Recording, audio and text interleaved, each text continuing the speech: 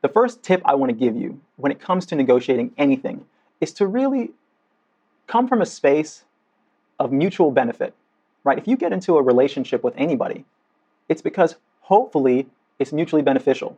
You don't want to approach a negotiation with anyone you're going to be doing business with, collaborating with, from an overly adversarial dynamic. Now, this might just relate to the tone at which you negotiate, how you phrase things when you negotiate, how aggressive you are. Now, it is obvious that in any situation, let's say if you're working with a vendor, that you're attempting to get good prices, they're attempting to make money from their business, but ultimately you don't want, at least this is my perspective, you don't want to have your vendors feel so gouged and taken advantage of that they don't like working with you. Yeah, you might save some money, but overall, for me, I feel like the preservation and the cultivation of beautiful relationships in business and in life is much more important.